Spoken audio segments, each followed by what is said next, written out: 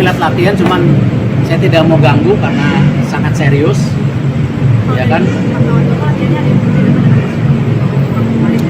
Saya nggak bisa ngomong, yang pasti kayaknya ada perbedaan. Cukup ya.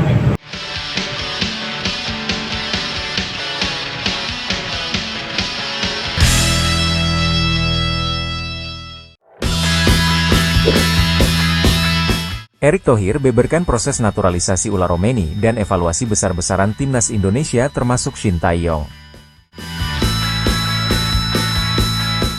Seperti yang diketahui, Ula Romeni resmi bakal menjadi calon pemain naturalisasi timnas Indonesia selanjutnya. Hal itu dipastikan usai dirinya bertemu dan berfoto langsung bersama Ketua Umum PSSI, Erick Thohir selepas laga kontra Jepang pada Jumat, 15 November 2024. Tentunya kedatangan Ula Romeni bergabung dengan timnas Indonesia seperti menjadi jawaban dari kepingan puzzle terakhir yang dibutuhkan skuad Garuda. Erick Thohir memastikan bahwa Ula Romeni diproyeksikan memperkuat timnas Indonesia pada FIFA Matchday Maret mendatang. Oleh udah pastikan kalau semuanya lancar, dia akan memperkuat tim nasional bulan Maret. Makanya kemarin setelah pertandingan, saya ketemu Oleh. Ya kan, di luar kebiasaan saya, biasanya kan ketemu datang gini-gini, saya nggak mau. Karena Oleh, saya ngeliat orangnya sangat serius, ya skillnya sangat tinggi, bahkan kecintaan dia sama Indonesia kan kalian bisa lihat, tiba-tiba main sepak bola lah dengan anak kecil segala. Ya, saya rasa sesuatu yang out of the box gitu. Makanya kemarin setelah pertandingan, saya tanyakan lagi, kita kalah lu 4-0, Yakin? ya, yakin. Dia bilang, yakin saya akan bisa bikin perubahan buat tim Indonesia, ya kan? Nah, tinggal bagaimana komposisi tim semua bisa berjalan dengan baik. Saya bilang, saya rasa kita sudah memperkuat tim ini dengan baik. Jadi kalau Oleh nanti benar-benar gabung di bulan Maret, ya missing pieces yang kalau kita lihat berulang-ulang banyak sekali. Kita waktu itu lawan Irak, di babak pertama kita sudah nekan, tidak bisa gol, di babak kedua kita kena, kan ya memang missing piecesnya salah satu ya di striker ini. Dan terima kasih Oleh, walaupun dalam situasi tim nasional kita tertekan, dia masih punya komitmen. Jadi ya ini merah putih juga ya, dari Medan, mungkin anak Medan agak. Erick Thohir juga memastikan akan ada evaluasi besar-besaran setelah laga timnas Indonesia menyelesaikan laga kontra Arab Saudi. Erick Thohir memastikan bahwa evaluasi ini berlaku bukan hanya bagi pemain tapi juga pelatih timnas Indonesia, Shin Tae-yong. Erick Thohir mengakui ada alasan khusus mengapa evaluasi besar-besaran ini dilakukan setelah menghadapi Jepang dan Arab Saudi. Oke. Kemarin lawan Jepang latihannya sangat bagus, anak-anak punya optimis ya. Memang kan kembali kita sebagai bangsa walaupun kalah kelas kan harapan itu harus ada. Apakah seri, apakah menang, atau kemarin kalau kalah pun maunya 2-0 jangan 4-0 gitu kan. Dan kalau saya lihat ya hari ini sama ketika lawan Jepang, mereka dalam suasana yang baik dan positif.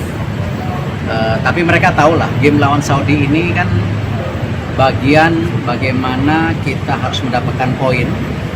Dan tentu setelah game dengan Saudi ini, seperti yang saya sampaikan kemarin waktu rapat ketemu mereka, ini akan menjadi evaluasi besar-besaran.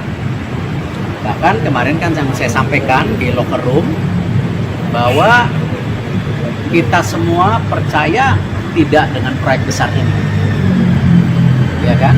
Kalau pemain tidak percaya, pelatih tidak percaya, ya saya siap mundur. Gitu dong. You know, kalau nggak percaya ya selesai dong. Kan proyek ini yang kita bangun. Tidak mudah, tapi saya bukan pemimpin yang pantang menyerah. Kenapa kita bisa buktikan di U23, ya kita fight, masuk playoff, kalah, tinggal satu game tidak masuk Olimpiade, ya sudah. Tapi yang kita usaha, yang saya tidak suka kalau kita itu bermain tidak maksimal, bahkan di game-game yang kita hanya harus menang tidak menang. ini yang saya kembali tantang pelatih, pemain semua secara terbuka. Bahkan saya bilang di kata-kata kemarin harus semua berintrospeksi diri, betul kan? Oke. Gitu. Jadi saya tidak mau itu salah-salahan. Dan saya tentu di sini pekerja keras. Ya, saya selalu dalam posisi seorang pemimpin yang selalu mencari target. Kalau enggak ya jangan kasih saya. Itu yang saya dorong. Semua namanya sepak bola itu drama. Ya, tapi dengan posisi kita 3 poin ya, kalau kita mau lolos 4 besar, ya kita harus perlu 9 poin minimal dari 5 match terakhir, di mana ada 3 home dan 2 away. Itu aja hitung-hitungannya. It's about points, numbers. Seperti yang saya bilang, kalau kita mau ranking 2 harus punya paling nggak minimal 15 poin. Tapi kan ranking 2 sudah hilang lah. Sekarang kita fokus di ranking 3. Jadi ya harus mendapat poin. Ada lawan yang bisa dipatahkan jadi pengetahuan perempuan Semua dong. Tadi kita mau evaluasi besar-besaran. Ya gini, Jepang tim terkuat. Justru kita mesti evaluasi ketika kita saat tim terkuat, di mana posisi kita mendudukan diri kita. Kalau kita mau ke depan continue ranking 9 terbaik Asia, ya itu kan bisa lihat ranking, ada Jepang, ada Iran. Kalau saya ngelihat Indonesia pantas di top 9 Asia, tapi ini dengan jangka waktu yang cukup gitu. Artinya kalau kita ranking 9 ya kita harus mengukur juga kekuatan-kekuatannya. Tapi kualitas pemain kita ini sama pelatih Jepang juga sudah dipuji, kualitasnya udah standar. Ini ada pemain yang main di Liga Champions, ada pemain yang Liga 1. Saya rasa tidak banyak negara di Asia punya pemain seperti kita juga sekarang, selain Jepang, selain mungkin Korea. Ya, saya rasa kalau hitung-hitungan paling banyak main di Liga Eropa dibandingkan China, dibandingkan beberapa negara Middle East, Qatar, UAE, kayaknya kita cukup banyak. Ya, jadi artinya kualitas kita sudah naik.